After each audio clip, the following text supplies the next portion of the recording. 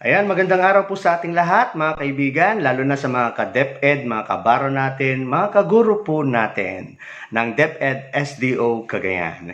Isa po itong special presentation para po sa lahat ng mga newly hired or newly promoted teachers, master teachers, school heads, at iba pa. My congratulations po kasi na-promote na kayo, mayroon pa kayong free financial literacy education at the end of this session, mayroon pa kayong free additional na 20,000 personal accident insurance policy. Natuto ka na, may regalo ka pa. Ako po si Efren Matas Abella Jr. at ako po ang inyong magiging speaker for today about financial literacy. And we have this campaign 30 million by 2030 financial literacy campaign. And I just hope after this, maging bahagi na kayo ng ating kampanya. Efren Matas Abella Jr. po, maliban sa pagiging licensed teacher natin, isa din po tayong life license underwriter and at the same time, full-time DepEd employee head teacher po ng Simpatuyo Elementary School. Pero financial literacy advocate din tayo dito sa ating ginagawang part-time. Yan. Again, maliban po sa pagiging teacher natin, life license underwriter din po tayo and natapos din po natin ng paulit-ulit. Bakit pinaulit-ulit ko po? Kasi unlimited po ito na ina-attendan ko yung 5 financial literacy workshops. So instead na magbayad ako sa labas, dito unlimited. Number 1 po na pinag-aralan natin at natapos natin, increased cash flow and debt management. Maliban sa sahod natin, di ba? Kailangan nating maintindihan paano pa tayo magkaroon ng mas marami at nang sa ganun mapabilis yung pag-achieve natin sa ating goal. Yan. Debt management kasi hindi lingid sa kaalaman ng lahat. Marami sa atin, hindi na nakaahon-ahon, relon na po ng relon. Okay? So, maintindihan ninyo after this. Building a strong financial foundation and proper protection kasi alin bang dapat unahin? Investment, property, or meron ba dapat, And building wealth asset accumulation. Kasi, newly hired ka or matagal ka ng empleyado, kumusta? Saan napunta? Ilang bonus na? May bonus, November bonus, SRI, PEI, ang dumaan sa kamay natin. Okay? Paano natin ilalagay yan sa tama para maging lifetime bonus yan? Okay? Next po is retirement planning and wealth preservation. Lahat ng pinagpapaguran natin, pag tayo ba'y biglang nawala, kumusta? Safe ba? So, dito, maiintindihan natin, pag retire natin, mayroon pa ba tayong sapat na pondo or wala na?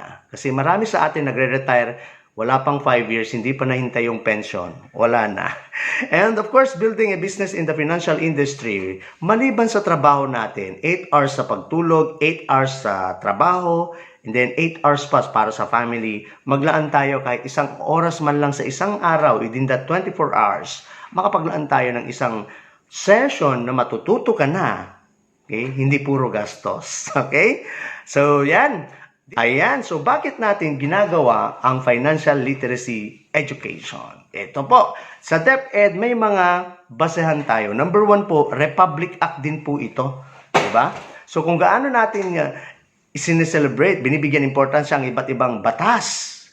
Lalo na po dito sa RA sana 10922 para unti-unti maintindihan natin, Economic and Financial Literacy Week every second week of November po yan. Ayan. This is also in support and anchored to DepEd Order Number 50 Series 2020, also known as the DepEd Professional Development Priority Topics for Teachers and School Heads, School Year 2020 to 2023. A special topic on Financial Literacy Week. Wala na yan, sir. Tapos na. Yes, tapos na yung school year, pero hindi po natapos ang issue about utang, about loan, about financial management, or about financial matters ng mga teachers. Marami pa rin at dumarami. Kamakailan, marami na namang nabiktima ng investment scams. Diba? And this is also anchored with DepEd Order Number 42 Series 2017, also known the National Adoption and Implementation of the Philippine Professional Standards for Teachers, specifically domains 7.5, Professional Development Goals. Dapat bahagi yan ng ating professional development. 7.2, dignity of teaching as a profession. Kasi madalas, or hindi naman, pero marami, mga nawawala na ng dignidad dahil pinopost na sa social media ang kanilang pagkakautang.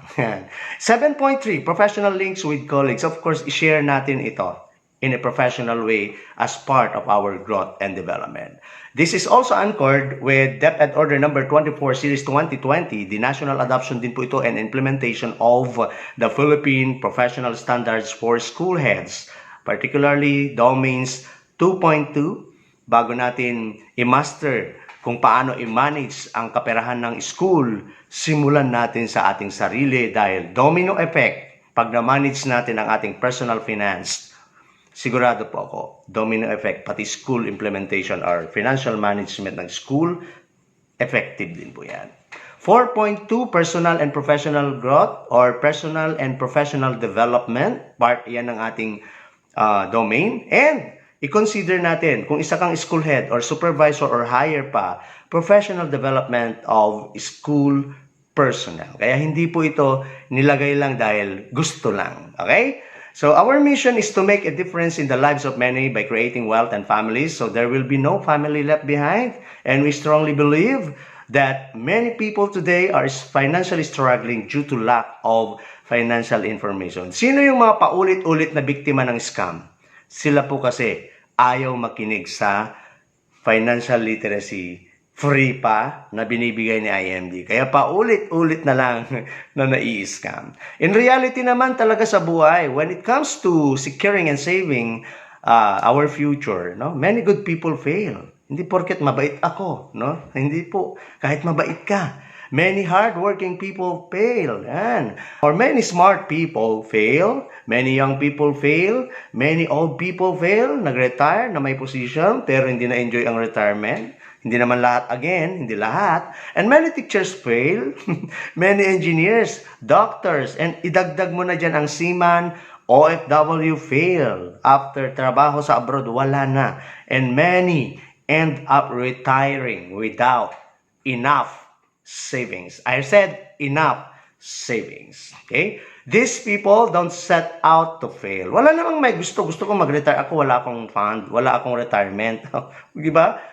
They do because they fail to plan and manage their personal finances. And in short, they lack financial education. Kaya napakaswerte ninyo dahil nabigyan kayo ng free financial literacy as young or as early as now. It's not yet too late if you're about to retire. Okay?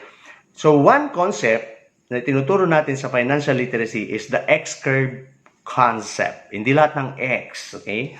Masakit. Ito yung X na pinakamagandang X-curve concept. We have, in our life, we have two lines po kasi yan. The blue line is the money line and the red is the responsibility line. Ngayon na nandito pa tayo, bata-bata pa or active pa sa trabaho, marami na tayong responsibilidad sa buhay. Nandyan ang food, shelter, clothing, and iba pa. Basic needs and wants. Saan nanggagaling yan? Sa ating active income. Yung sweldo natin ngayon. Okay? Tanong. Yung sweldo ba natin permanente kahit mag-retire na tayo? Hindi, di ba? Pero yung responsibilidad natin, kahit mag-retire ka na, kakain ka pa rin. Di ba? Nandyan pa rin yan. So, ang goal po natin, bago tayo mag-60, dapat pataasin ang ating money line para by default, bababa ang responsibility. Bakit hindi na lang kasi alisin yung responsibility, sir? Kasi kahit matanda ka na, kahit nag-retire ka na, nandyan pa rin yan. Pero dapat, wala na tayong utang. Okay? So, makikita nyo dyan, we have 4 stages. Stage 1, yung zero savings, zero investment. Stage 2, may konting savings, may konting investments. Stage 3, medyo marami-rami na yung savings, pero marami pa ring responsibilidad. Nandyan pa rin. And stage 4, marami na yung savings, mababa or di kaya wala ng responsibilidad.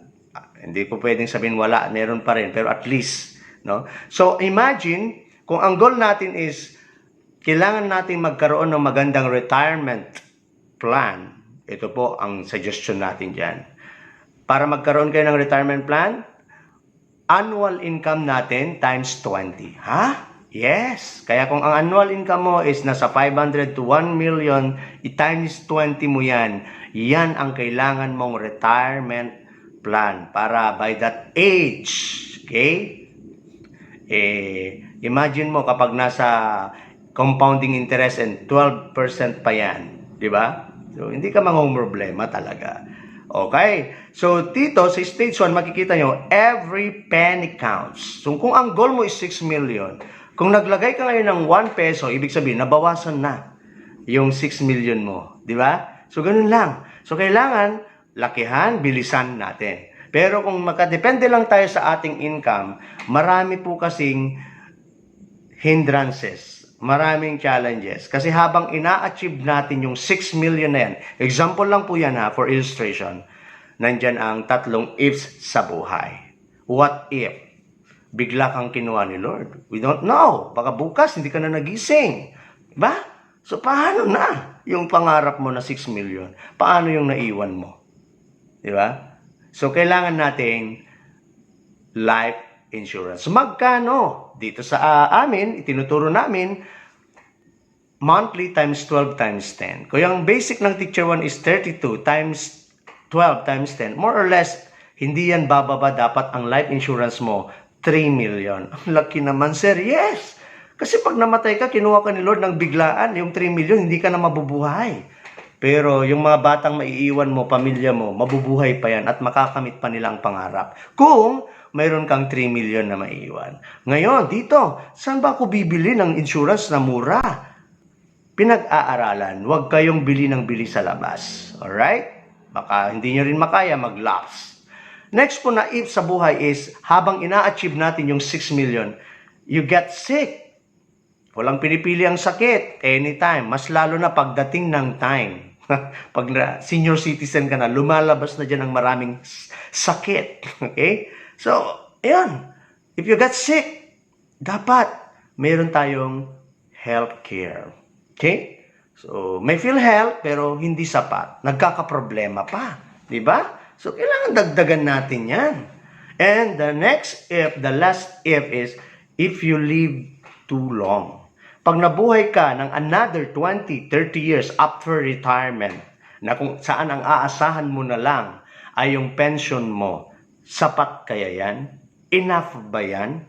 Hindi. Madalas, hindi. Kasi nga, every year, tumataas ang gastusin. O, di ba? Mas mataas yung inflation na tinatawag kesa yung increase natin. Kaya kailangan, paghandaan, meron kang investment, money is working for you, and meron ka ding long-term health care. Kasi yung short-term ngayon, yung PhilHealth mo, iba, kulang yan. Yung short-term na meron ka ngayon na health care, kung anong care dyan sa labas ngayon, pag-retire mo, wala na yan. Pero, meron po kaming suggestion, long-term health care na kung saan, kahit hanggang 100, age 100 ka, hanggat may pondo ka dyan, magagamit mo. At itong maganda, may insurance ka na, may healthcare ka na, may investment, tuloy-tuloy yan na tumutubo. Alright? So, those are the 3 stages and this is the X-curve concept. Nasa ang stage na po tayo ngayon. Alright? Kung hindi pa tayo, wala tayo sa stage 2 or nasa 0 pa lang, or stage 2, stage 3, bilisan natin. And we cannot do this kung aasa lang tayo sa ating active income ngayon lang like our sahod. Alright? So, dagdagan natin. Mag-aral muna tayo. Mag-enroll muna tayo. Saan? Magpa-guide po kayo. Kanino? Sa akin. Yes? Or sa iba. Sa amin kasi yung tinuturo namin yan. Right? So, yun lang po ang ating gustong i-share po sa inyo about financial literacy. Di ba? Totoo yun, yung tatlo na yun. And ito, the X-curve concept, ito rin, makikita nyo dyan. Kung kailan tumatanda tayo, wala na tayong income, pension na lang, dun na lumalabas yung maraming arthritis sa buhay, arthritis, diabetes. So, para mag-guide namin kayo kung paano kayo makapag-secure, makapagsimula na, makapag-execute na, okay? Para mag-guide namin kayo paano, ano yung sinasabi mo, Sir Efren, na manage your debt properly, anong klase ng utang, no? The good and the bad utang, anong dapat unahin, no? And paano ako makabili ng insurance na mura pero million pa rin? So paano ako makapag-start na yung 20 pesos ko na tulad ng sinasabi ninyo ay investor na kayo, shareholder na kayo ng mga giant companies sa stock market? Yes po, 20 pesos every day. Investor na kami, shareholder na kami ng Jollibee, ng SM, ng BDO, ng Robinsons, ng Ayala, ng mga giant companies na nakikita nyo dyan. Lahat yan, totoo, pero kailangan ninyong pag-aralan. Otherwise, kung gusto nyo lang mag-invest, wala kayong time na matuto, wala kayong time na mag-aral, sure ako, you will be the next victim of like what happened recently na mga teachers, mga other professions, even PNP, marami biktima ng paulit-ulit na networking scam. Kasi, again, kulang sa kaalaman. Alright? So, para mag-guide ko po kayo, at para ma-assist din po kayo, free po ito. Huwag po kayong mag-alala. Libre po ang ating session, trainings, lahat yan. Libre nating ibinibigay. Ang kailangan nyo lang ay mag-promise kayo na maglaan kayo before bedtime, after office hours, every day, between 5:30 to 7 or 9 p.m., maglaan kayo, maghanap kayo ng oras dyan, mag-set kayo ng time para mag-guide ko po kayo. Nang sa ganon, makapagsimula na rin po kayo. Okay? And then, dahil nakinig kayo, ayan, natuto na kayo. Sana may naiwan akong konti na palaisipan sa ating lahat. Alright? Sabi dito ni Bill Gates, if you were born poor, it is not a mistake. But if you die poor, it's a mistake. Kung pinanganak kang mahirap, hindi mo kasalanan. Kung hayaan mong tatanda at mamatay kang mahirap, kasalanan mo na yan. In like manner, sa atin sa DepEd, hindi mo kasalanan kung pinanganak kang mahirap. Pero kung as teacher, as DepEd employee, kung magre-retire kang walang ipon, walang investment, kasalanan mo na yan. Kasi nandito na nga, may free financial education na magtuturo sa'yo, mag-guide sa'yo, pero yung scam pa rin kasi ang pinakinggan mo. Alright? So, again, sabi naman ng ating isa sa mga idol na guro ng financial literacy, you will always have an excuse not to save or invest. No matter what your excuse is, one thing is for sure. You're going to get old next year. No matter what your excuse is, your child will grow up and enter college and you would need money for this or his education. No matter what your excuse is, you will eventually retire. Stop making active income. You have to be prepared for these kinds of situation. Be with the group who inspires you.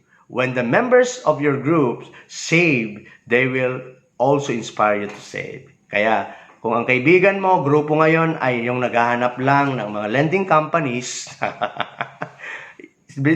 eventually, ganun ka rin. So, iwasan natin. Be with the group who convert people from being spender to savers. A group who teach you how to save the right way. Dito sa ating grupo. Go back to the important questions.